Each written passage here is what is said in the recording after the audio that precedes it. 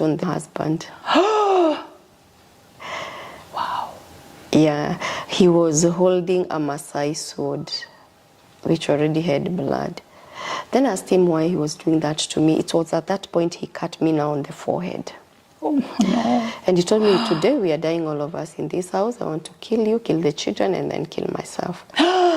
Thinking that it was a joke or something that maybe we would have negotiated about. I get to know where the problem was. Yes. At this time now, he had cut me. He cut me for 21 good times on the head, on the face. Actually, if you look at this ear, it was fixed in the hospital because it was into 2 pieces because he was cutting me anyhowly.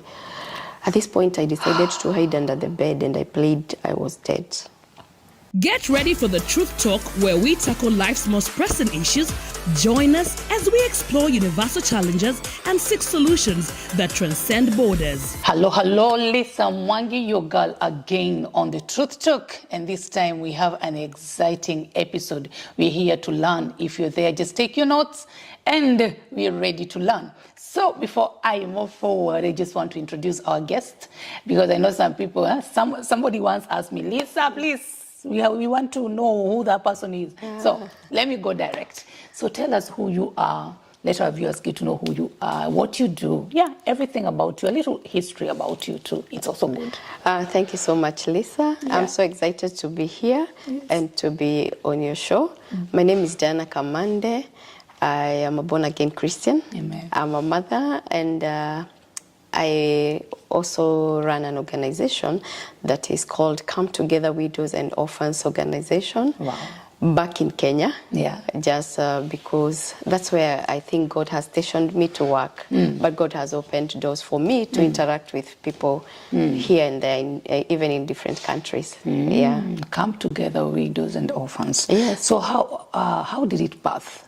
Why widows and orphans?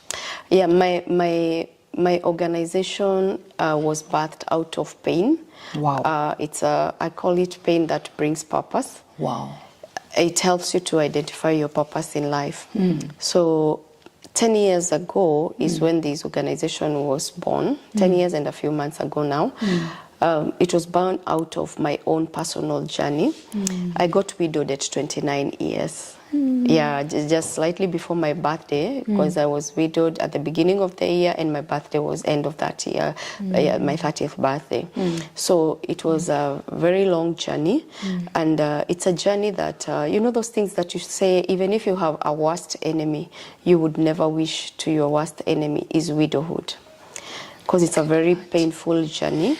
And now, not just widowhood, mine was a different one because I was widowed out of domestic violence. Wow. Wow. Okay, do you mind sharing with us? Yes, I don't mind. Okay, thank you. Thank you. Welcome. Yeah, so I got married when I was young, and also this was our 10th year in marriage. Okay. Because I started dating this guy when I was in college. Okay. So one day I woke up in the morning and I went to visit him as he had asked me. So I'm just going to be very brief because dating and everything is a long story. So when I went to visit him, we started chatting. We were dating when I was going to college because he was a matatu driver by that time. Okay. So I would meet him on the way. He would give me some lifts, buy me lunch. It was a very long story about dating. Yes. Then one morning he just tells me to go and visit him. Okay. I tell him I'll do it on Saturday. And that's how I got married. You know, I went visiting. One day and I got stuck there for about 10 years. So it was not a journey. It was not the way you plan that I'm going to get married. Okay. I just found myself married. Yes. Yeah. Wow. So we stayed there together, and within a few months I was pregnant. And this is how my firstborn daughter came about. Okay. Yeah. Then we continued in this relationship. Now, you know, I am already a mother. Yes. There is no way you're stepping out. No. So our marriage journey was not bad. I think we were just meant to be together, because this person that you stay together, especially now you're 5 years in marriage, 7 years, 10 years, where do you go? You just continue staying with this person. Yes. So we continued staying, and I think when my firstborn daughter was about 4 years, before she was 4 years, I was pregnant again. But this time, now I didn't know, because I wanted to go back to school. We had a discussion that I needed to go back to school. Okay. So when I was just about to go to school, back to school, we had that conversation, but he told me I could not have gone back to school again. The reason was he had gone to see his doctor, and the doctor had told him this use of family planning can affect me. So I was so shocked, like, how is this going to affect you? Affect me? Yes. And why did you go to the doctor on my behalf? I think that's something we were supposed to discuss. Yes. But nevertheless, when he told me, out of trust, I just decided, okay, I think I can do it. Okay. Yeah, so I decided to stop, because you had planned, our plan was to have 3 or 4 babies. Yes. And then now here, the doctor has said the use of family plannings can affect me. Yes. So this is how I immediately stopped family planning, and I found myself pregnant again. Yeah, I understand. So my dream of continuing with school was shut down there. Wow. And I was like, I think I needed to see how to go back to school in future, but this time I am a mother of 2 children. I have to take care of my children. Yes. So that's how I took care. I started becoming like almost a full-time mom at home, but at the same time later on I got a job, because at that point I was training as a teacher, and teaching course doesn't take long. So immediately I got married. It was after the graduation, because it was not taking long. Yes. I had gone first of all as an ECD teacher. Okay. Yeah.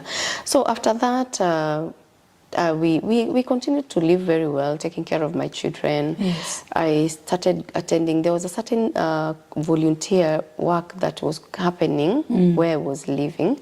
So I used to go. I remember there was a time one of the pastors came and said, you have potential, you need to come and attend a certain training. And that's how, after the training, I was endorsed by a certain NGO that was coming up. Wow. So even now, at the time that I'm now coming to face the situation that led to my widowhood, I was already working in that NGO. My children at that time were big enough, and we were, I would say we were a bit settled in life. Yes.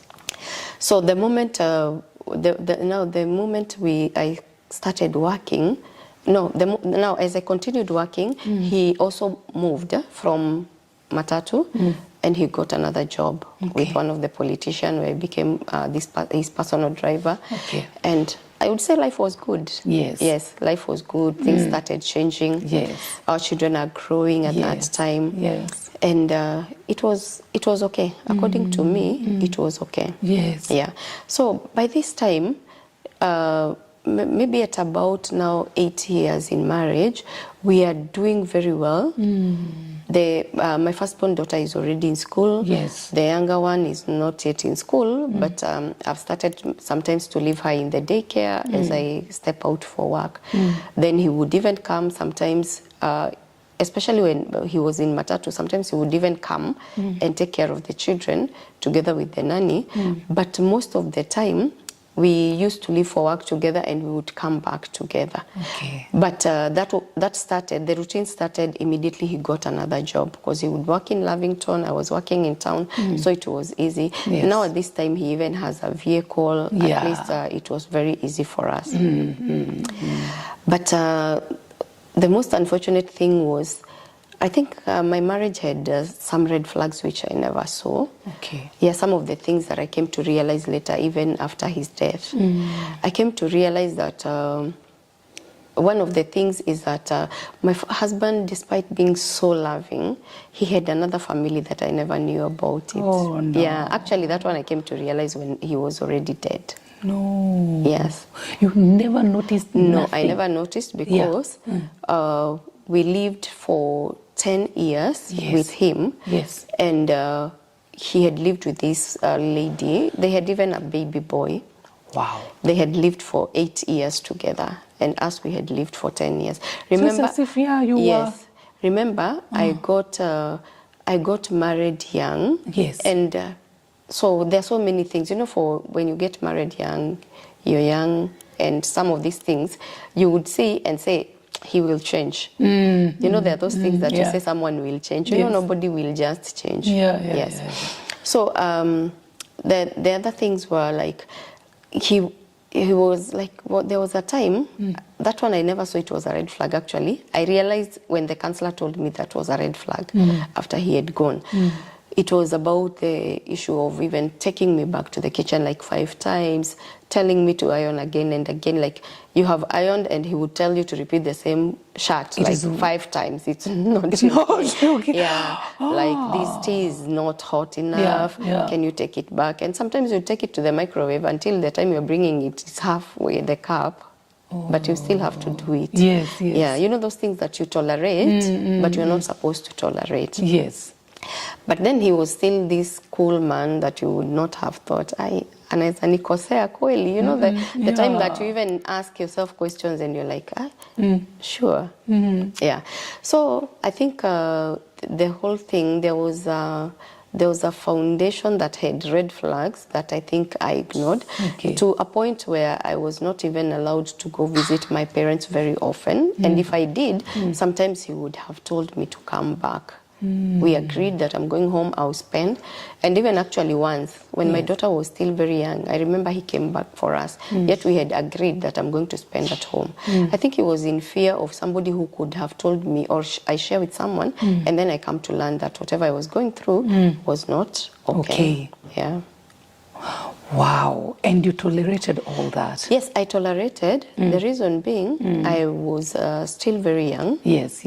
And also, I think for me is that the way you hear from your parents, and mostly it was my auntie actually. One of my auntie was like, Diana, in marriage, you're supposed to be the woman, you keep quiet. The Kikuyu name of a woman, you are supposed to keep quiet. You don't speak about those things when they happen. And everybody wants to see you. I think it's playing the card of being happy, even if you are not happy. But he was a good man. He was a good provider. Yeah, he did so many things for us. So for me, I never saw any reason to say that he was a bad man or my marriage was not good. Actually, so many people looked up to us because I think by this time he gets his vehicle is when... by the time he's getting his vehicle, at that time is when life was good according to me, and then he had started, those behaviors, which I call them, it's being a good man of opening the car door for you, and you see, this is just a woman who is, that was my 30th year, so you can imagine, you get married, you're not even yet 30, and then there is this man who can be able even to open a car door for you. You have children, you see, he's a very good, a good man. So for me, I think it was, he was a good man, according to me at that time. To you. Yes. But then what changed? What happened? Actually, it was just a one night thing. Okay. I believed violence was being slapped. I believed violence is when someone would have hit me. So that's the reason also I never saw there was violence in my marriage. Okay. So my marriage was, actually my marriage ended one night. Yes, on 19th of April 2013 is when it all ended. Just like that? Just like that. Okay, tell us more. We were, what happened, we went for work together that morning. It was on a Friday. Yes. And the next day, our children were flower girls in a certain wedding. Yes. So, they're still young, they're excited about it. So I told them, I'm coming home early. So we leave for work in the morning, having dropped the children to school. As usual, we had started going to work together and coming back together because now we had means of transport. As usual, he took my bag, opened the car door for me, and we leave for work. Our children have gone to school. I promised our daughters, I'll come to pick you so that now you can be able to go home early and practice. But I had forgotten that I was needed in church, you know, those preparations. So when I remember I called my house help and I told her, this is what you're going to do. I'll leave work, go straight to the church so that we can have our preparations for the wedding. Yes. And I think immediately at around 3 p.m. I called him, or before, because I was needed in church. So I needed to leave work immediately after lunch. I think I took like 1 hour or more, and by 3 or 3:30 I was already in church. And that was also another red flag, because there was like that next move rule in our home. I had to make sure that I tell him my next step.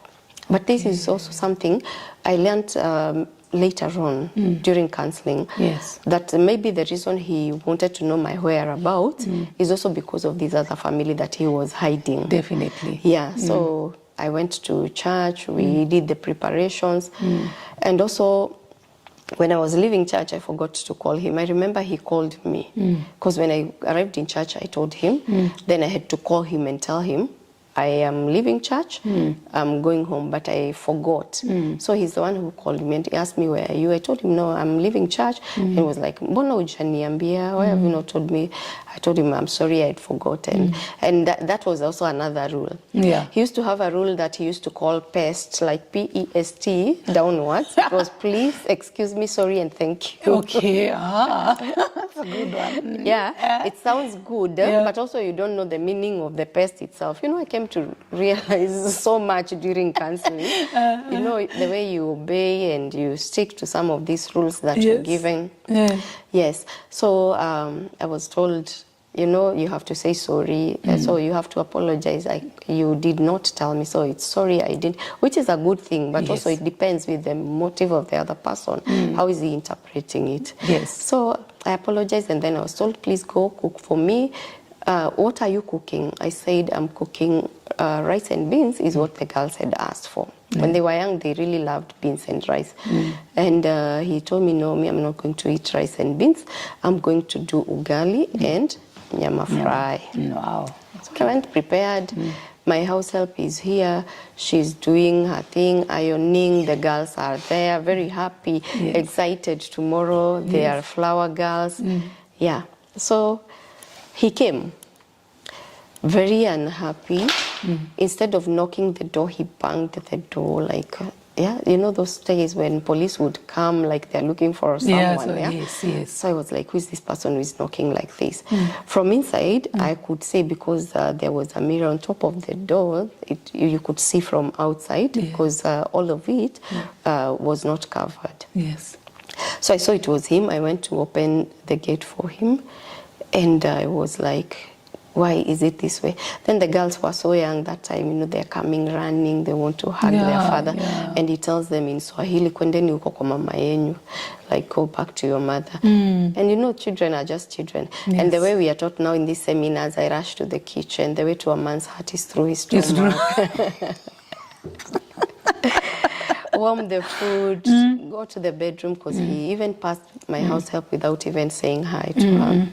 Then went to the bedroom, and immediately he went to the bedroom. The food is warm. After a few minutes, I go call him, and the girls follow me again. And I tell him the food is warm. He tells me, I don't want your food. Then the girls are like, what is wrong with daddy? Because now he tells them, he sends them away again for the second time. Wow. So I don't know what is happening. The children ask me, and you know the way as a mother you would try to cover up things. Yes. I told them, Daddy had a bad day at work. Yes. It seems he had a bad day at work. So I go start helping my house girl to iron the clothes. I mean to fold the clothes. She was not ironing. Then she's still ironing. So the clothes were on one of the couches. So I faced the wall as I'm folding the clothes, but my house girl saw him come from the bedroom. So it's my house girl who says, by the way, Baba Praise has picked all the keys. I'm like, this is his house. You know the way, why is she worried? But my house girl told me the second time. I was like, what is wrong? This is house. Is his house. He can Yes. do whatever he He wants. wants, And then exactly. he just leaves. Uh-huh. And he locks the gate. And we are left inside. But He you know locks the gate? Yes, he locks the gate and then he steps out. Then I'm like, why is my house girl, you know the way now I'm here folding the clothes, I'm like, why is this girl asking me questions and telling me what my husband is doing? But we never discussed actually anymore. After he left, we never discussed. Folded the clothes, we served dinner. The girls were excited about the next day. They went to bed. Immediately we prayed, they went to bed. Then my house girl keeps me company for some time, and later on, she decides to go to sleep. Yes. So I wait for him for a few more minutes or so. This is after I have done a call, first time, second time, third time. They were all unanswered. I sent him a text message. This particular evening when I decided to go to bed, I remember I slept like a very young child. I never had him come back because he could have accessed now the living room door from outside because I just closed. But the kind of that door was a door you could have opened from outside. Yes. So he came in, he opened the door and he came to the bedroom. I had not also locked the bedroom door. But I didn't know it was him. By the time I realized somebody is in the room is because I felt so much pain on my face. If you see, I still have some scars. Yeah. Yeah, I have some scars that are clearing. So I felt so much pain and my mind told me this is a thief. Oh. So I was like, hey, thieves have broken into my house when my husband is not in. Yeah. Then immediately, I think I was cut the first time, cut the second time. Then I decided I need to switch on the light and see these thieves because we can negotiate. I'll tell them maybe they can carry the electronics or they can carry the money that we have in the house so that they don't continue harming me. Yes. I sat on the bed and then I put on the bed switch. I was so shocked to see it was my husband. Yeah, he was holding a Maasai sword, which already had blood. Then I asked him why he was doing that to me. It was at that point he cut me now on the forehead. Oh, no. And he told me, today we are dying all of us in this house. I want to kill you, kill the children, and then kill myself. Thinking that it was a joke or something that maybe we would have negotiated about. I get to know where the problem was. Yes. At this time now he had cut me. He cut me for 21 good times on the head, on the face. Actually, if you look at this ear, it was fixed in the hospital because it was into two pieces because he was cutting me anyhowly. At this point, I decided to hide under the bed and I played I was dead. Then he calls, his first phone call was to my dad. No, to my mother-in-law, now the mother. No. Wait, Dan. Wow, wait. Is he saying why he's doing this? No, he's just saying we are dying all of us. House. Yeah. Yeah. And remember this somebody you left for work together. This is somebody you met when... Yeah, because we met when I was 18. Yes. This is my 30th year when you're expecting that, I think, you know, you'll have a very good life now. You know the way people say that marriage has several stages, like you have overcome all these stages. Yes. Now you expect that now things are going to have stabilized. Yes. He was not violent. Actually, that was the first time he ever attacked me. I keep saying that now he's dead. You cannot say that he was violent. He wasn't. No. Yeah, but he has also underlying issues that I came to learn from the counselor. He was having mental challenge that nobody knew. Okay. Yeah. Oh. Okay, so you played dead. Yes, I played dead, and he starts calling. The first phone call actually was not to my dad, it was to my mother-in-law, now the mother. That I've killed my wife, I want to kill the children, and then myself prepare for graves. Where? You know, I'm still playing dead. I am not talking, I'm not screaming, because at this point I had screamed, I'd shouted, my house girl had tried to come and open the door. It was completely closed. You know, he left with all the keys. Yes. Actually, the only thing that helped my house girl was my handbag. You know, I was told to come prepare ugali, I'm preparing rice. Yes. So immediately I came from church for preparations for the wedding. I put my bag under the dining table, knowing that when I'm getting to the room, I'll go with it. So I forgot my bag there, and I had a spare key. That's how my house girl actually managed to open the door. Then we had lived with this girl for about 7 years or so. So she had contacts with everyone in our family. So she's the one calling everyone. Now I'll tell you about the kids. Now after he calls my mother-in-law, he calls my dad. My dad was assigned to prepare for coffins. The story was the same. I've killed my wife, I'm killing my children, and then I kill myself. The final phone call was to his employer. Where? Now the employer was told, can you please get another driver because I've killed my wife. And you know, he was very comfortable that I was dead. Yes, because now you are quiet. Yeah, you know, when somebody is on a death mission or you're killing, you like, this mission is fast accomplished, I'm going to my next. So immediately he opened the bedroom door. And because I was dead, he had no business with the dead. Yeah. So he goes to the kitchen and takes a knife. The next shout I hear is my daughter asking for help. Please, Daddy, don't kill us. Now, as a mother, I decided I would rather die than my children.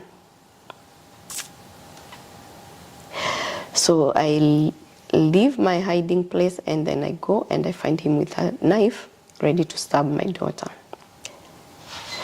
So the next thing that I do, and I mean the next thing that he does is he points me with the knife. Yani wewe bado haujakufa, so you're not dead. And he shakes, and then the knife falls down.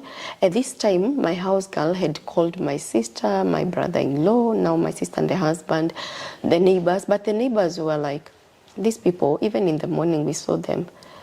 He opens the car door for this woman. He carries her handbag. Yes. You go to the shop, you go to the butcher. He's the one who is carrying everything. Yes. So nobody had thought, but I keep telling people you cannot assume. Yes. Nobody had thought, because one of the neighbors was telling me, "Mi sikujua ni kitu serious." I never thought it was serious. So how will you know something is serious if you don't go to help? But also at the same time, people fear to go and help, and then they are attacked. Yes, we have had such cases. So I was not like, I had grudges with my neighbors that they didn't come to rescue me. But now my house help had managed to reach out to my sister. I remember my sister had just delivered her baby. Imagine her using a motorbike 2 weeks, barely 2 weeks after a CS section. I keep saying it was a lot of love together with her husband. Yes. Let's just take a break, because this story really needs us to digest. Oh my God, we are coming back after the break. Get ready for the Truth Talk, where we tackle life's most pressing issues. Join us as we explore universal challenges and seek solutions that transcend borders. Welcome back again. Let's continue with this. Oh my God, it's sorrowful, it's hurting, it's very sad. But at the same time, I'm excited because you're sharing this, and I know that your life story will, it's actually impacting life out there. And my goodness, let me not even talk more. Please continue. So my house help managed to reach out to my sister and my brother-in-law. So my sister and her husband, they didn't buy any time. They decided to come immediately. She had just delivered. So imagine someone sacrificing her life 2 weeks after her C-section. It was a lot of love. When they came in, they never wanted to negotiate, because they arrived at this time now. I've gone to my children's room. So there were no negotiations, nothing. And my brother-in-law took my firstborn daughter and carried her, and my sister carried my younger baby. And you know, the children were so traumatized, crying, screaming. And my brother-in-law told me he didn't know the magnitude of the cuts and how I had lost blood. Yes. So he was like, now he's carrying my daughter, my sister is also carrying the other one. He was like, Diana, please follow us so that we step out of the house and then we can see if one of the neighbors can help you. Yeah, but what, let me take you back. Yeah. What happened? Now when they came, how was your husband? How was he calm? No, he didn't want to talk to anyone. They also didn't want to negotiate. You know, they have seen me with a lot of blood. Yes. And I remember when my children saw them, you know, it was time to be rescued. Yes. So they really clung on them and nobody was willing also to have any negotiations. You know, when someone is very angry and you don't know how to handle the situation, I think rescue comes first. Yes, yes. So at this point, I was not able to follow them to the end because by the time they're stepping out, now he has gotten hold of me. And they're also fearing, you know, there's somebody who had a sword and also a knife. Yes. So they are also fearing. And this sword was left in the bedroom. Now, for my children, he had a knife.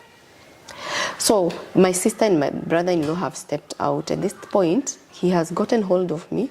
I even don't have enough strength to scream. I've really overbled. Yes. And he really managed to pull me again back. Now, between the bedroom to the toilet room, there was a corridor.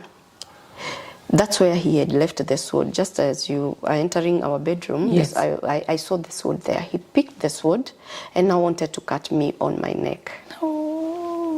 It's that point I decided to block.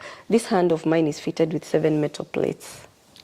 Because actually, you see this? Yes, yes. He cut me. When I was being taken to the hospital, this part of my arm was like hanging.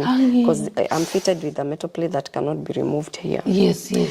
Yeah, so my brother-in-law immediately realized I'm not seeing Diana behind us and left the babies now with my sister, I think, with the house girl, from what they told me later, because I was not there.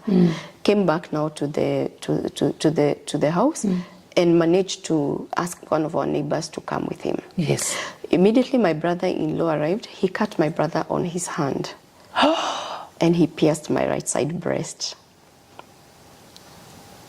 What? So it's my neighbor actually who managed now to rescue me because my brother-in-law runs away for his life. Yeah. So our neighbor, he carried me and he told me, whatever you're trying to do to Mama Praise, we are going to do it on you. I'm going to lobby the neighbors and we shall do it on you. Kindly leave Mama Praise. So he carries me and gets me out of that house. By the door, now by the living room door when we are leaving, he points me using the sword and he tells me, you go die in the hospital, I'll die here. And true to his words, when I was taken for first aid, at that time the neighbors had managed to call police, but I was not taken back now to the house because I was critical. And I was rushed now to the hospital, to a main hospital, because I got first aid, and then I was rushed to Grunanak Hospital.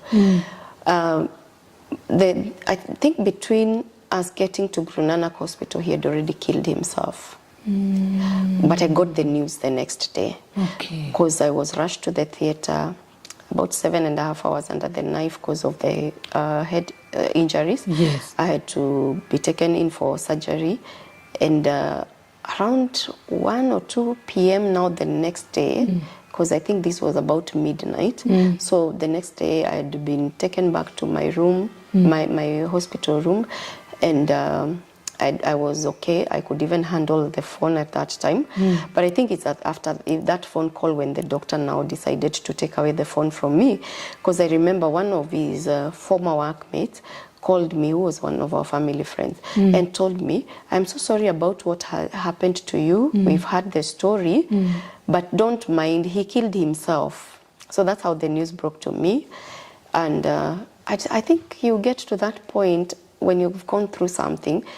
My major concern was me and my children. I don't think I was being selfish, but I think my self-care had turned to me and my children, especially after having seen how hostile he was. This is somebody who we knew each other when I was 18. We didn't even get to date for long.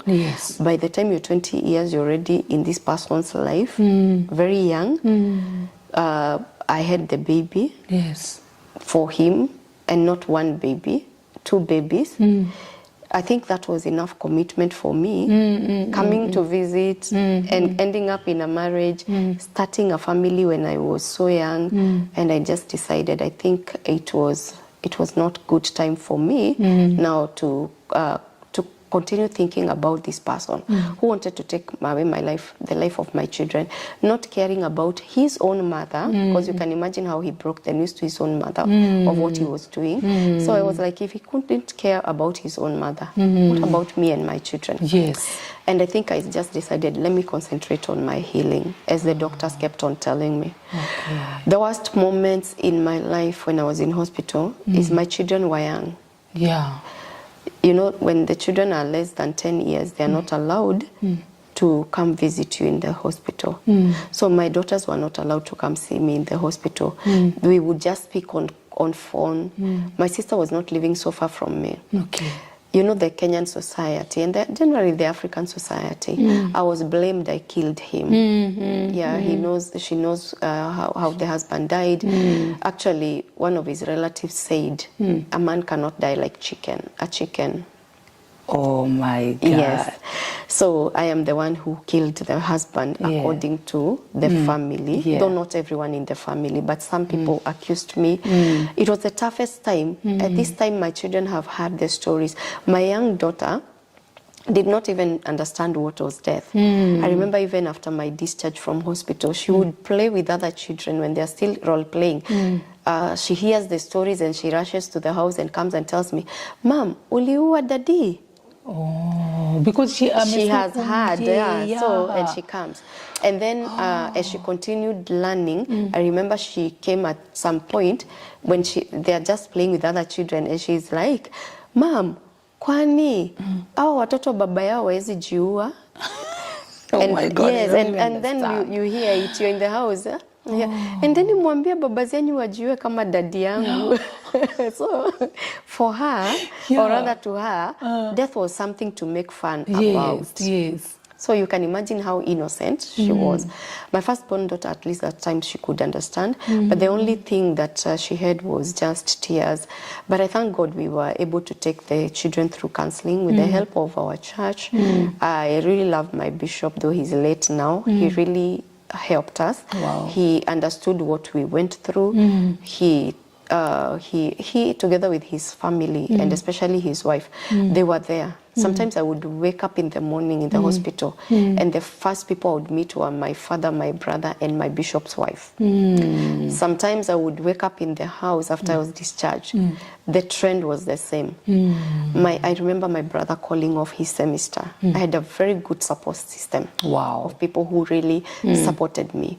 My family took care of my children, my mother, my sisters, everybody. They really stuck close to them. I remember my brother-in-laws and my own brother. They stepped up and took the role of father figure to my daughters. So it was painful, but at the same time, I had these people who really embraced me and embraced my children. Wow. My children had questions, but they had right people whom they could have asked questions. You know, it becomes so difficult when your children and yourself, you have questions, but who are you going to ask? So my children were surrounded by people they could have asked questions. Even if these people did not have right answers, they had the right consoling words for them. Exactly. And also the same was with me. Wow. So I go through 3 surgeries, head surgery, hand surgery, breast surgery. I overcame. 2 months down the line, I am fully discharged. At some point, I requested the doctors after the surgeries, I wanted to be with my children. I could not have bared it anymore where my children are crying and crying at home, crying on phone. So I just decided, let me go.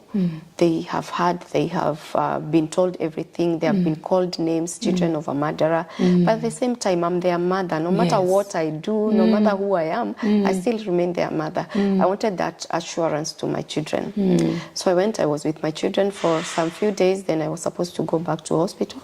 And this was important for their healing. Even the counselor intervened. Wow. They were able to see me and they were able to heal that part of, what if this is not our mother speaking to us on phone? What if she also died? Yeah, so that part was basically erased from their mind and they got to know that I was alive. So when I was fully discharged, it was another journey. And another difficult one. Part of the family members, they decided we have to seek justice for our late brother, our late cousin. She killed our son. Don't tell me. Yes. What? So the next thing is a court order. I cannot court order, move. exactly. Yes, I cannot move out of that house. Yes. Because it's a scene of crime. Yes. The next thing was we are suing you because you killed our son. Yeah. Remember, here are children who have not healed. Yeah. And now here is another story of their mother is a murderer. Yes. And another court process. Yes. I thank God because there was no case to answer for me. Wow. Otherwise, quite a number of people wanted to see me behind bars. But it was not easy. It was so difficult. You know, the time that God takes you through situations until you're like, I think, God, you're not fair. And you're like, please, if there is anything else, let it come so that I can handle this situation. You know, you have gone through domestic violence. You have been called a murderer. The husband is already dead. Yes. You don't know the explanation to give your children. You don't know the explanation to give to the society. You don't know the explanation to give to the church. You're a church leader. Yes. You have been in church all through. Everybody, the family is on your neck. Yes. I was just standalone woman and left with God and my children. Wow. And to add salt into injury, I also got terminated at my place of work. Oh my God, they also believe the story. So it was, you know, tragedies. I think tragedies or calamities, when they're coming, they come, They flow I think like they a flow river. like a river. Yeah. Like this. Yes. But my God, Yes. but at this time now you are strong enough. Yes, I'm and, strong enough, but at the same time, these things are happening Yeah. one after the other, one after the other. Remember, this is the time I need my job so much. Yes. I had physiotherapies because, you know, when you're fitted with metal plates, my hand was not totally functioning. So I had to go for physiotherapies. Yes. Every session costed, I think, about 3,000 and something. You're now here as a widowed woman Yes. who needs to take care of her children. And as a mother, the children need education. Yes. They don't need excuses. And this is their foundation stage. Yes. You have to shape their future at that point. Wow. There is nothing that was as difficult sometimes as seeing my children go without food. That was the worst time of my life. Wow. Yeah. It really pricked my heart that I was a woman who was able to provide at some point, but I could not give food to my children. Oh. Yeah. It was so painful on me. I hate. And I remember one time that made me shed tears, finding my daughter eating from the trash bin. Oh no. Yeah. You know those plastic bags, the black ones? Yes, yes. Yeah. I found my daughter pretending she was role playing and she ate from that bin. It was so tough. Yeah.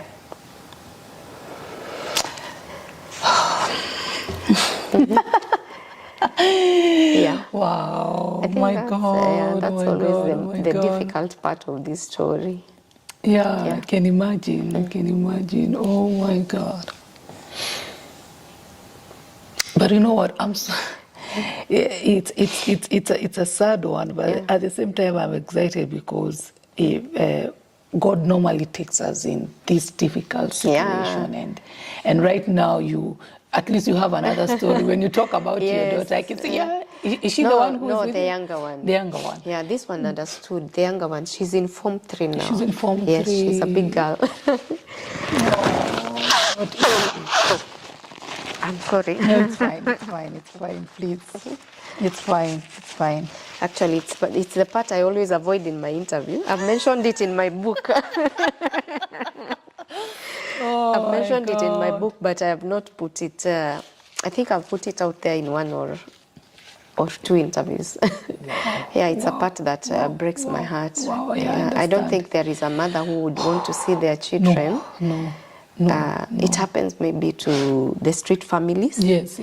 But yes, I think for us, when you're alive and you know you can provide, yes. it's very, very difficult. Yeah, it's hard. Poleni. Oh, I don't cry. No, I don't cry on interviews, but when I mention that part, it becomes so difficult for me.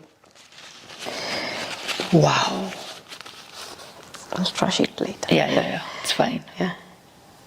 So we can continue. Yes. Yeah. Wow. I have to ask you a question. When when you're healing now, did you at one point think about you failed in your marriage, that you were not able to detect that there was a problem, or rather were you regretting that maybe there was a red flag that you saw and you neglected? And what was going on in your mind? A train of thoughts, definitely. Yeah. As a human being, actually, not even as a woman, you will always ask yourself, where did I go wrong? Yes. Definitely, that's a question. Even if you don't have an answer for it, you will ask yourself, where did I go wrong? Yes. I also had questions like, because now my children are growing up, they will find all these things. Internet doesn't forget. Whatever words I was called, the family decided to insult me in whatever way they wanted. When my children find out these things, will they be able to understand that I never did it? You know, those things that you kept asking. Then I was like, I thought I was a good woman, even to my neighbors, to my society around me. What made even my society judge me harshly? But I think with time I've come to realize the society will always judge women so harshly. If something happens to a woman, or if it is attached to a woman, the way you're judged as a woman becomes too harsh. So it took me a lot of time and a lot of questions. I think I was so inquisitive to my counselor than anyone else maybe she has ever handled. And to tell you that this situation was so difficult, we went for counseling for 3 good years. The way you feel, I need to go back. And I keep on telling people who are called therapists in our midst are very important people, because they carry your burden on your behalf. Yes. And these people really did it for me. Wow. Please look at the camera and tell people it's okay to seek help. Yeah, it's okay, very okay to seek help. It is not a weakness. You know, some people might interpret it as a weakness. I sought for help because even personally, I didn't understand myself. The society is saying this about me. The family is saying this about me. I'm asking myself, what will my children say? I had that consolation of no child chooses where to be born. Yes. So I'm still their mother no matter what. Yes. But at the same time, I didn't have answers to their questions. Yeah. Remembering they were also very young to understand what happened. I felt I was a failure because I would have listened to my dad.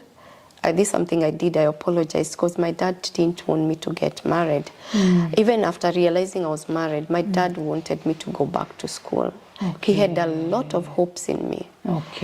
He asked me, are you comfortable being a mother at 21? You're already a mother. When we had this conversation, my dad told me, you're already a mother right now. It's okay, it has happened. But you and your daughter are my children. Yes. You know that regret that comes and says, at 21, my dad told me, you could have come back home and I would have taken you back to school. But by the time I come to realize my father's words, I was already a mother for the second time. Imagine, you know, the time the truth comes to dawn on you. Exactly. So maybe part of my regret was, if only I listened to my father, your father, that my daughter and me were her children. And today, that's what my father says. My father keeps on telling me, I have 3 daughters, but I have 5 children who are girls and 1 son. because my father loves my children so much, and he calls my daughters his own daughters. That was my regret. But at the same time, I keep saying, I'm a mother of two. Where would my firstborn daughter have gotten a sister? You know, the love that and the joy that my young daughter brings to our family. It also makes me to appreciate the fact that I became a young mother, yes, but I have two children here. I have a daughter in campus already. I have a daughter in high school. Yes. Yeah, but it has not been a smooth journey. The other thing that made me not to be in regret so much, I think my relationship with God. Wow. Having been brought up in church, my father to date is the general treasurer of our churches, all the branches. And he is a man, actually my father got saved before my mom. So he's a man who used to even to go to Sunday school with us. Then my mother followed suit. So I've known the God of my father. I think this also gave me a lot of courage. And I and my dad, we have the daughter-father love. I remember when my father was told to prepare for graves, he took a motorbike and came immediately. And my father, because I was in a sleeveless night dress which was full of blood, my father removed his shirt and covered me. That night. I saw my dad in a vest in the middle of the night. He never even took that shirt back because it was full of blood. It was thrown away. So that is also another encouragement, another source of help that has really helped me. My mother is a very prayerful woman. I know she covers me with a lot of her prayers. And I remember we never broke the news to her because she has a condition. My mother has been battling cancer and also issue with blood pressure. So she's not that kind of a person you would have told about this news like immediately, because at that time blood pressure had really taken a toll on her.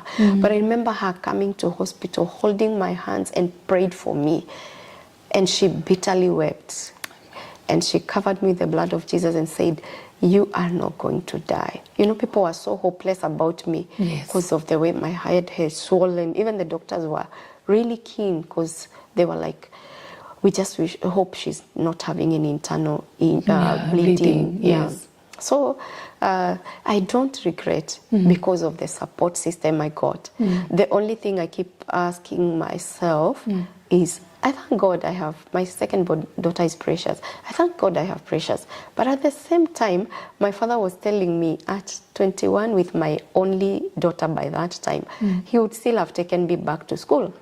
My father is so happy about me because I took myself back to school. To date, I'm still in campus. Wow. I and my children, we compete. We compete in our house. Amen. Amen. Sometimes we even don't have someone to cook because we're all in books. We're all in books. Oh my God. And it's been so exciting. And also seeing my daughter taking the route that I've taken. The route of, she's a gender and development student. Wow. And when I was asking her, the other day I was taking her to school and she, as I was driving for work, she was like, "Mom, you know, I want to focus on gender and development, but I want to specialize on psychology." Wow. Yes.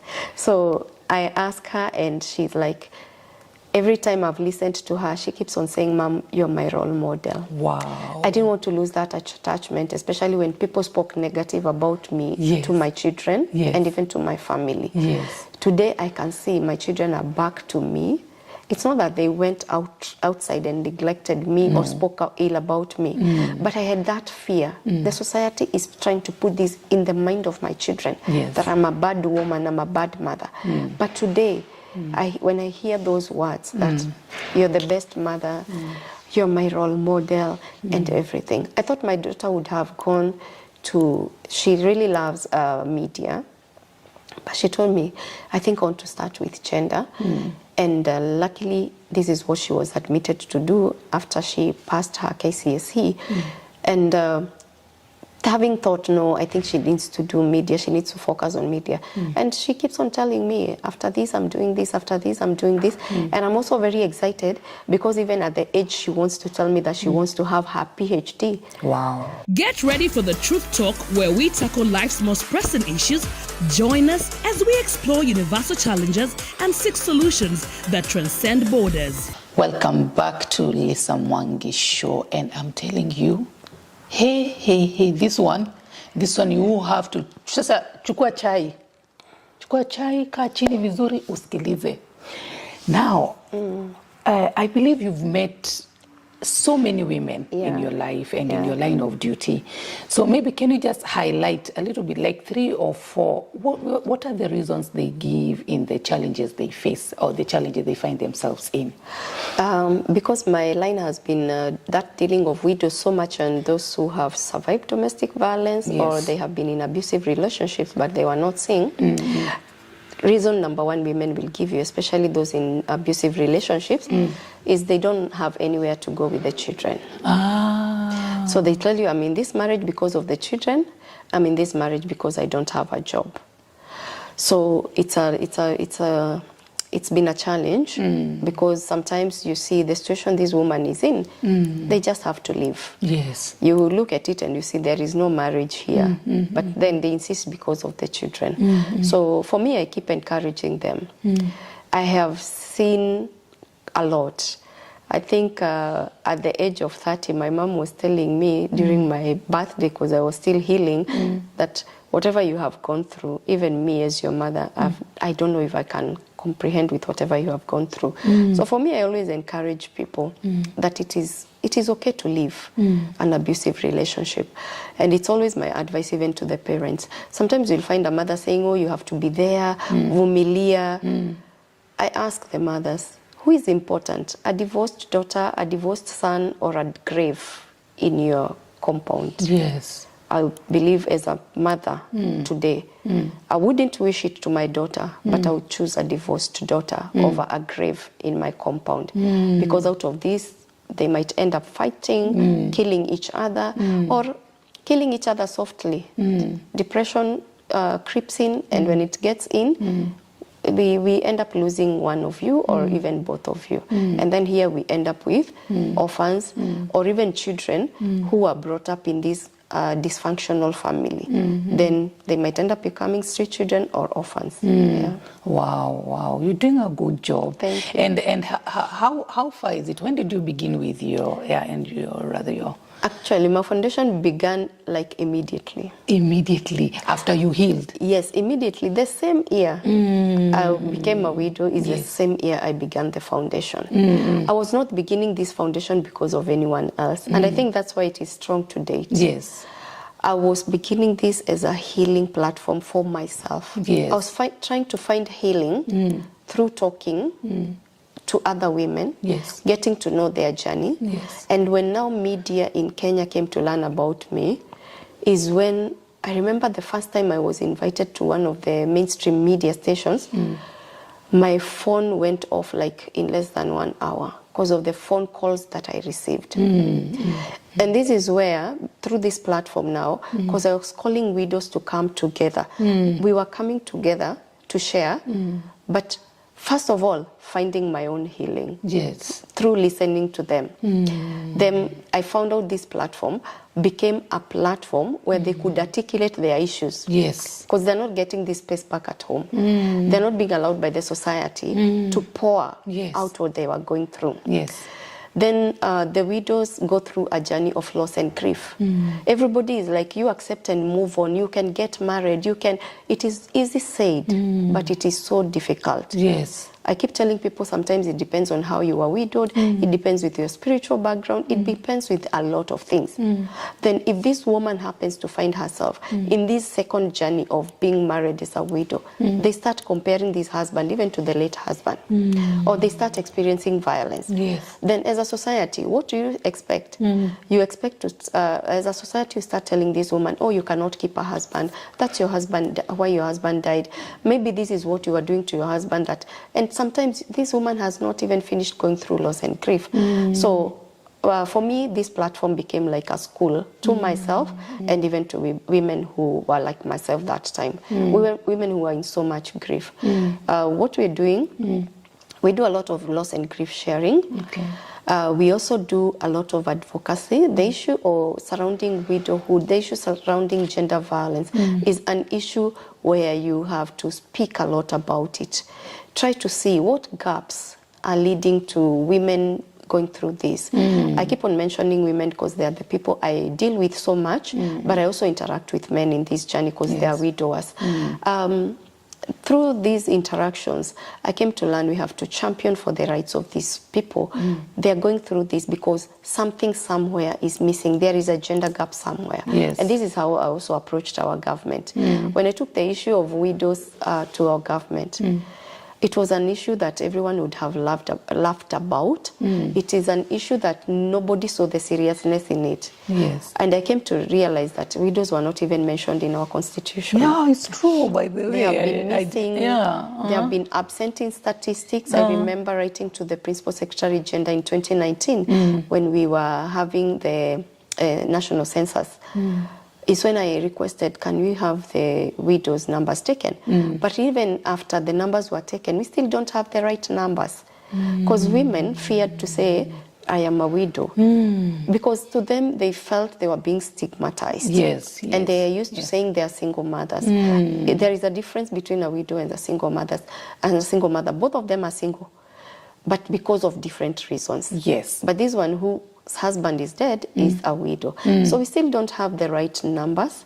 The data is so critical because even when we want to go and speak about this, I've been to different even international forums where you asked in these forums, what is the data, exact data of widows in Kenya? You only speak about what is existing. But looking after 2019, we had 2020, men died in huge numbers because of COVID. Yes. Then we say COVID-19 was also another widow-making machine. What are the right numbers? So this is our conversation. When we meet, we also don't have the data.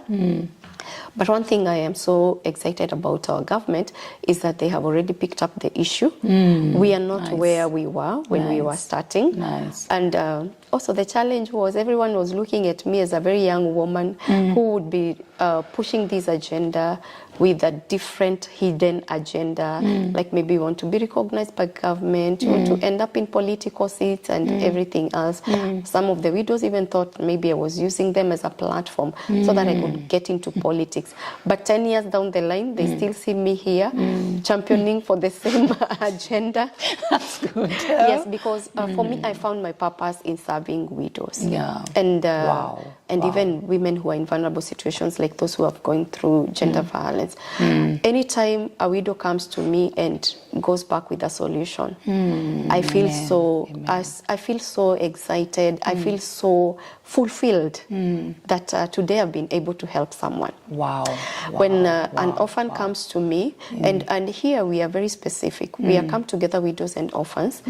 There is a reason we don't deal with every orphan. Because Kenya has a lot of orphans. Yeah, that's what I wanted to ask you. What about the data for orphans? Because I believe it's huge. It's very huge, especially even in the Lake region, like areas like Homa Bay, because of also those issues to do with. We have also found a challenge of widowhood that we find fish for sex. The issue of fish for sex, the whole issue about widowhood. Because I've tried to do research. It's a very wide area that has not been. So many people have not thought about it. Research has not been fully done in that area. So we deal with orphans of our widows. Okay. We are very the specific. Ones now you guys. Now our women, it was a challenge. When we lost the first widow who was very active, then here we found ourselves, hey, we have total orphans. The father was gone. The mother is gone. How do we go about it? Yes. We cannot be able to cater for everything, but we have a program that we call Shaping Futures, Shaping Destiny through Education. So we are shaping a future here of an orphan who doesn't have a mother now, doesn't have a father, but you can give education. So we purely support our orphans through education. By February this year, by February around 15th, we had 131 children. Yes, yeah, this is the year actually we have enrolled 18 orphans in high school. Some are total orphans. We also support some of the children of the widows who are in very, very vulnerable situations. We are not able to speak about these situations because it will be like stigmatizing. But the cases we handle are orphans, are children of widows who are bedridden of cancer. The mothers cannot go to work anymore. You find some of them even have just been given a few months to live. So we have a few of those cases. We have also a few cases of those parents who are widows in our networks who have come out and shared their status about HIV, and you find truly they cannot be able to work because of those opportunistic when they arise. So those are very critical cases that we deal with. So the 131 children, about 40 children are not orphans. So we have about 89 children or so who are total orphans, or I cannot remember the exact number, but I know about 40 children are not total orphans. But when you look at those critical cases, the mother has been given 7 months to live because of cancer. Then how do you expect this woman to be educating her own child? So this is how we have come in, we have stepped in. And we also have sons of widows and widowers in these critical conditions. So we are not only taking care of children of widows in critical condition, we have widowers, we have a widower who has been very down with cancer. And you know, with prostate cancer, how do you expect this man to move around? And he already lost the wife. The children also, the ones who are maybe ahead of these young ones, they are not so much blessed in life that they can be able to take care of education of their young siblings. So we step up in such cases. We don't have a funding for it. Yeah, that's what I wanted to ask. But anyway, we do it. Yeah. How do you fund it? I'm very vocal. Me, I'll put my cases even on social media and I'll get people to support. I'm happy because you mentioned the issue of men and how they handle, because most of our men, they don't speak out even when they are going through the hardest. So did you get to find out why your husband did what he did? Did you do your investigation here and there and you found out exactly what was happening to your husband? Yes, we did a lot of investigations, especially during the counseling sessions. There were times the counselor needed even to meet the friends, the closest friends. There was a time counselor asked to meet family members, though they were not very receptive of this. There are some of his cousins who appeared. One of them, actually, they were very close friends and they grew up together because she really needed to know, when did this start? How did he grow up? What kind of parents were bringing him up? She asked a lot, the nature of work. Was this family a happy family, or there were issues, like there was domestic violence in the family? So all this, by the end of the day, the counselor was able to put it together and give us a report. So from this report is when we realized that he was mentally sick, but he never knew that he was mentally sick. Actually, I came to learn from one of his friends that he had started even abusing alcohol, something that I didn't know. You know, he used to be a regular traveler, so it's the friend who told me. When he came back home, he was very much okay. Wow. But there was that time I remember I sensed that he could be taking alcohol, but he really denied.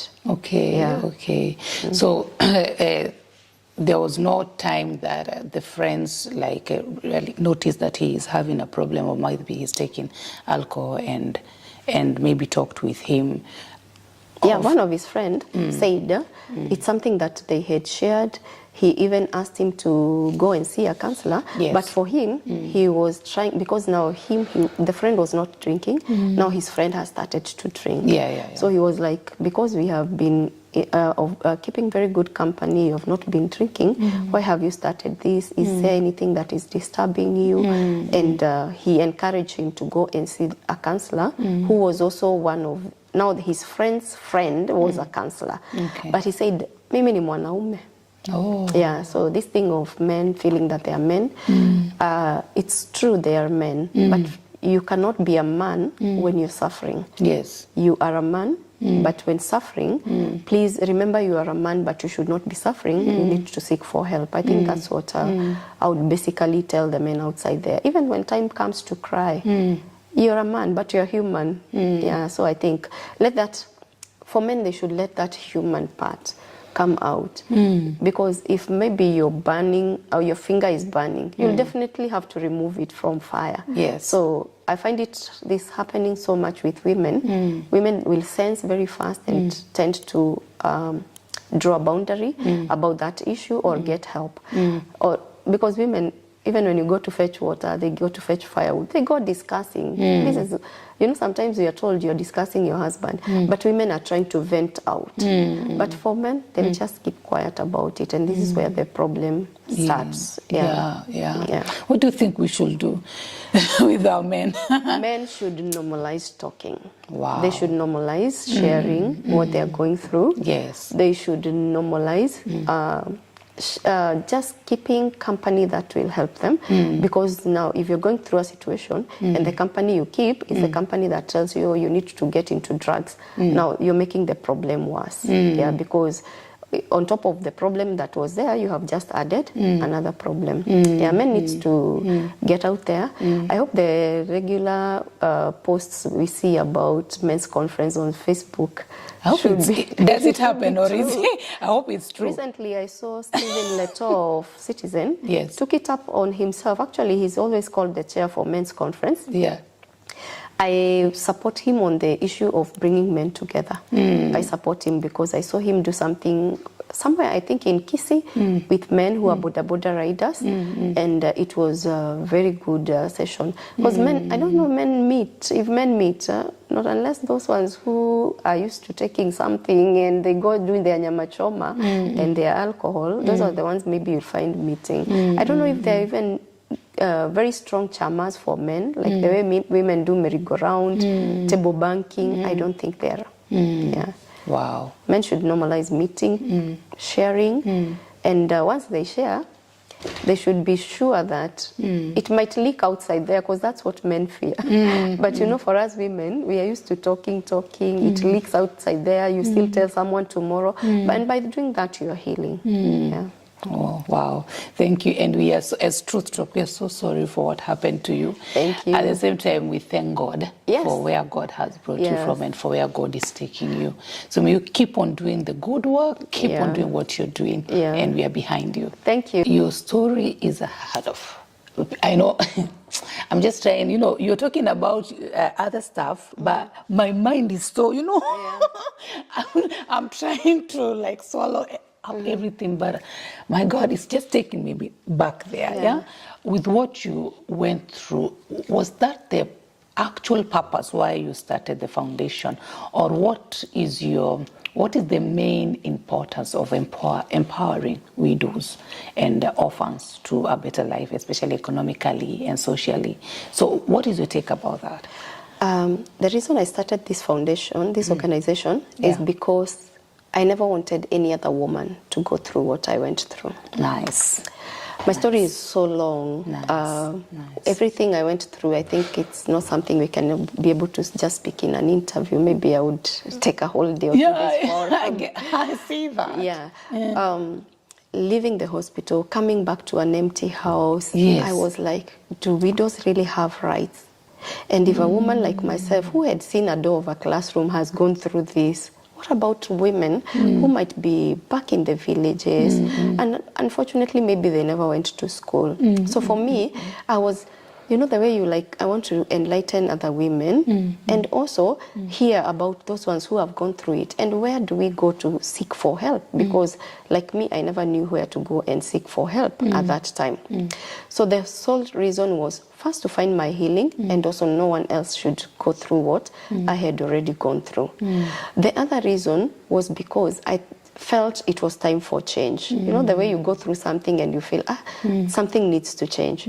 I knew something needed to change. I didn't know how until I created the organization, is when I knew how change would have come. At some point I was like, maybe in 3-5 years, things will have started changing. But let me tell you, it was until the 6th year when people started trusting the organization and wanted to be associated. I had so many widows, no partner, nobody is thinking about you. But as the stories continue to be highlighted, is when I even came to realize some of our leaders, their parents were already widows. Yes. And they were accepting the fact that they were raised by widows. Yes. Our current Cabinet Secretary for Public Service, Honorable Moses Kuria, is Champion 001 for widows. Wow. He Nice. speaks it publicly, having been raised by a good woman who is widowed and really helped him to be where he is. Yes. He credits his mother to be where he is. Other many leaders in our government, previous and even the current one, Yes. they started appreciating the work we were doing. And you know, when you get endorsed by the government that you're doing a good job, they start speaking their own stories, accepting they were brought up by this kind of women. Some even were brought up by widowers. We started receiving a lot of support from different quarters, like even companies, when we approach them, they would come on board. Organizations would come on board. Government itself, it started bringing its political goodwill to our organization. So I found my purpose and decided to serve. Actually, you know, when I was terminated at my place of work, I was told until further notice. How many years down the line to date, I've not heard from them. The further notice has not yet come. Yes. But I found my purpose. I don't blame them. You know, sometimes God will cause things to happen for you to be pushed to the next level. Exactly. Yes, so I am not employed, but I do other things. I run my different company where I look for tenders. I supply quite a number of things, and most of the things that I supply a lot of tissues and serviettes to hotels, to different companies, schools, offices. Yeah, so basically my line is the line of supplies. That's what I do to earn a living for myself and my children, because besides the organization, they're my children. And you know, when you're not working and you're running an organization, if you don't have a salary there, definitely you will use what you have given for the needy people. So for me to be able to separate the two, I do my supplies business on the side. And also because of this work of championing for rights, the government also put me to sit in one of the board. So I am a board director at the anti-FGM board. Because female genital mutilation is one of gender violence that happens to women and girls. So I sit in that capacity of the board. So I also felt like, okay, government has also appreciated me to be one of the board directors there. So I do that part-time. You know, for board is quarterly meetings. It's not something you do full-time. But for full-time, I think I can say I do 80% come together widows and 20% my supplies job. Okay, nice. Wow. Encouraged. Wow. This is nice. And look at that camera and talk to somebody right now, a woman who is struggling right now with even making decisions. And I guess even after your journey of healing, you go to know things you didn't know. You go to understand better what really happened and maybe why it happened. You talked about another family. By the way, did you get to meet this other family? Yes, actually, it's the lady who came to see me after I was discharged from hospital. Yeah, because she came to tell me, as usual, you know, when there is another family, death has occurred, they also want to be recognized, if there was any inheritance. Yeah, that's how we got to meet. But unfortunately, she found the family had taken everything. I was also struggling.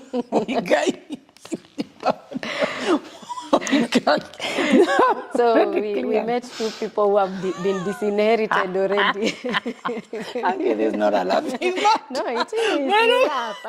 You know, but it's funny. You meet and already you don't even have anything to do. No, we didn't have anything to share because at the time I'm getting to know her. You know, when she came, this boy, a very handsome boy, and when I looked at this child, I keep saying even if we were to move to court, maybe the judge would have called me the foolish one, because when you look at the picture of my late husband, it was a cut copy paste of him. Like you didn't need DNA. I saw he was called Richard. I saw a young Richard in him, even the way the cowboy was standing.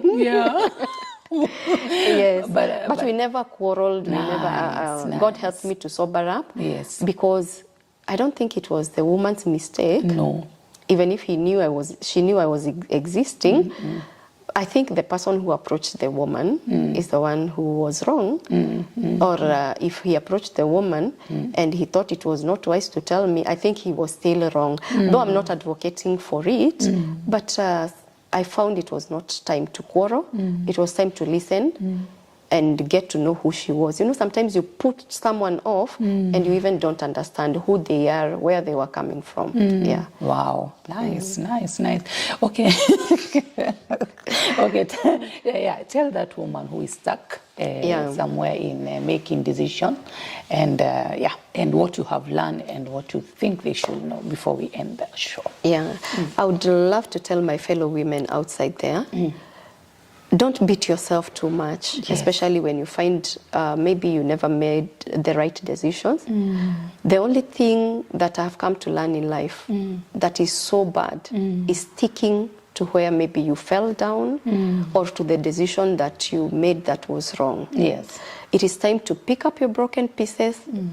They can be mended. If you're willing to mend your broken pieces, definitely you will be able to mend them. It is not a one-day job. Yes. You'll be able to mend your broken pieces with time. If you find yourself in another mistake, don't beat yourself too hard. Seek guidance, because sometimes we go wrong because we don't seek for guidance. But above it all, I always say, trust in God and do not lean on your own understanding, because most of the time we go wrong when we make decisions without involving God. Yes. But even if you get yourself there, please don't make a foolish decision that maybe you want to end your life, you want to end the life of your children. There is always a second chance in life because our God is so merciful. And to the men who are outside there, it is okay to speak, because this is what I've found out with men. Most men don't speak, and that's why they end up finding themselves into stress. It escalates to depression. Then this depression leads them to mental illness, and then by the time they are speaking or by the time they are going to their graves, nobody knew what was affecting them. So it is always important to speak. Do not be ashamed of your story. Do not be ashamed of your pain. Wow, wow, wow. Do you think if you knew the problem your husband had, would you have helped him? If he was not violent at that time and I knew, I would have helped him. Okay. If he was violent, or I realized if he didn't kill himself, I always say I would have not given him a second chance. I love being very honest, like going back to marriage with him, but I would have assisted him to get help. Then now I declare, after getting help, now I would have told him, now that you have been helped, I don't think we can live together. You know, when someone tries to kill you, I don't think trust is already gone. Yeah. Wow. Are you fully healed, or are you haunted sometimes? Because I think it's a big trauma. No, me, I healed. You healed Kitambo. And I forgot about it. You forgot completely. Yeah, actually, the very painful part of my story is when I remember my daughter ate from a trash can. That is the only part that really, sometimes I find myself, was it the situation or was I a failure? I think that's what I try to fight with in my story. But anything else, and especially I think after finding my purpose, I am just okay. Yeah, I'm just okay. Nice, nice. And how is your relationship with your husband's family? The relationship died. Died completely? Yeah, it died. It was a conflict death, then it became a natural death. But I have two of his very good cousins who still check on me, who still appreciate us, and they want even to meet their children. Anytime they have asked they want to meet their children, I do it in my office. Yeah, okay. Yeah, because they were very supportive. Even when the court process was ongoing, everything, they were very supportive. Actually, even at some point, they were like an outcast from the family. You know, these people who have been in the village, then they come to Nairobi, they start a different life. Sometimes you find because of the people interact with, they change their mindset. So these are kind of people that the cousins are. Yeah, even like when the children close school, they're like, when are they coming? Can we come see them? So I disconnected from bringing people home, but in the office, you know, that's a neutral place. And then they have goodwill. So they'll come, I order for lunch, we eat all of us together. They have some good time.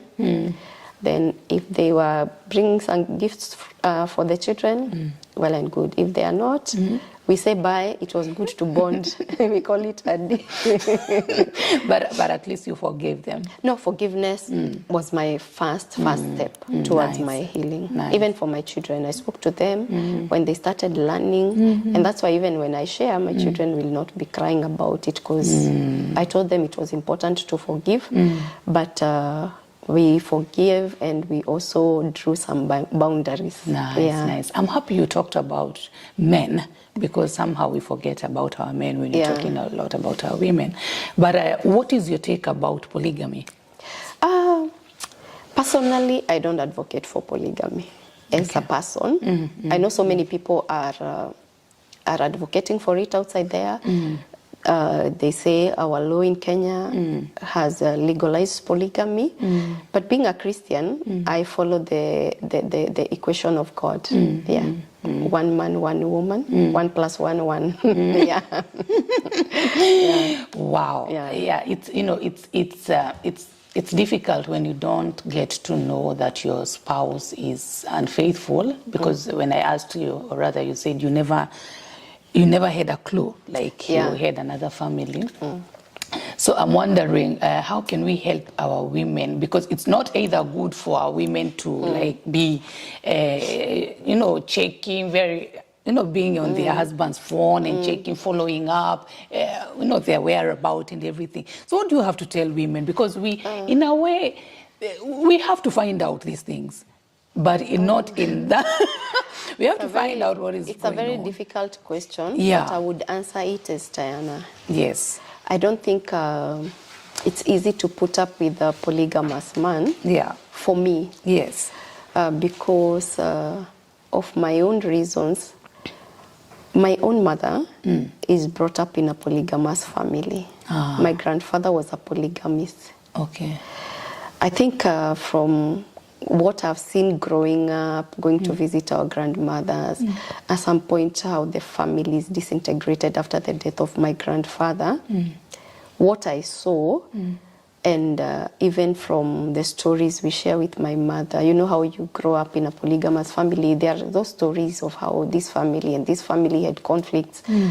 I think after hearing that, and also after sharing with so many women who have told me about that, as Diana, I don't think I would advocate for polygamy, because you find even some of these women who are in polygamous marriage, and you will end up seeing them doing videos together, going to events together, taking very nice photos. By the end of the day, it ends up somewhere. And you find one woman was genuine, maybe the other one was not genuine. And also I ask myself, was this polygamy thing a conversation from the word go when you're getting married together and started living together? How comes you decided that one woman is not good for me and you never told her? And there is something that I totally refuse. This thing of people saying that the reason men become polygamous is because they are looking for peace. If peace is not found in one woman, how do you get it in the second woman, the third woman? Then women don't need peace. So I have a lot of questions, and it will become a debate maybe when I'm put on a, when I'm put in a panel and we're discussing polygamy, I would still go back. Because when God said he was creating man, he created him in his own image and likeness. Yes. So if we look like God, I think we should follow the rules of God. Yes. Because when God went to the Garden of Eden and found Adam lonely, God did not create Eves.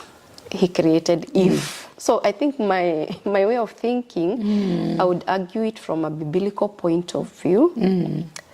Because I've also seen people saying, oh, the people in Old Testament were polygamous. I think Old Testament opens with Adam. And that's the beginning of Old Testament. Yes. So why don't we stick to in the beginning, what God did in the beginning? Because the book of Genesis is about the beginning from chapter 1. Yes. So why should we start going to look at what David did, what Solomon did? And people even try to argue out with David. But look at David. When David realized that what he did with even Uriah was sin, what did he do?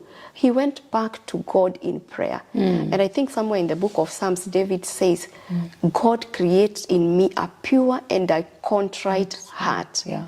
David goes ahead and says about how the word of God is a lamp that guides his feet. Which is the word of God? This word that still tells us when God found Adam very lonely, he created Eve. Yes. So I think at some point we are losing it, we're trying to sugarcoat a lot of things to show the society that polygamy is good. I wouldn't say those who are saying is good, they have their own reasons, but my own reasons, I would like to look at life the way God looks at it, and God gave us a manual. He gave us the Bible. Yes. I think that's our manual where Yes. we should always refer to. Yes. And for those men who are embracing polygamy, I would just love to tell them the truth. Most of your women are not happy about it. Yes. Sometimes they are doing it to just to keep you, and that's why you'll find you've lived with your husband after the children are grown up and you accepted polygamy and they have all been taken through education. Maybe that was the most difficult for you to do as a mother because you didn't have a job. The wife just leaves. Yeah, so That's true. For me, I'll still stick to God's formula of marriage. Me too. Great. Oh, nice answer. Oh yes, my God, nice, best answer ever. Yeah. Thank you so much. You're Thank welcome, you so my much, dear. Diana. And I wish we had enough time, Yes. but I know I'm requesting for us part 2, part 3, We will do part it. 4. We will do it. Because I feel you have a lot, and we need to, because Truth Talk is about creating awareness and just impacting life there and giving them information. And this is the kind of information actually this generation needs now, because there's a lot that is happening, and some things we just sweep them under the carpet there. And as you're speaking out loud and clear, and as it is, these are kind of conversations we need to have actually, like often, and empower our people. I'm so happy with the work that you're doing. Thank you. And Truth Talk is part of you. Wow, thank you so much. Truth Talk is part of you, and we hope to work together. Thank you. And I may also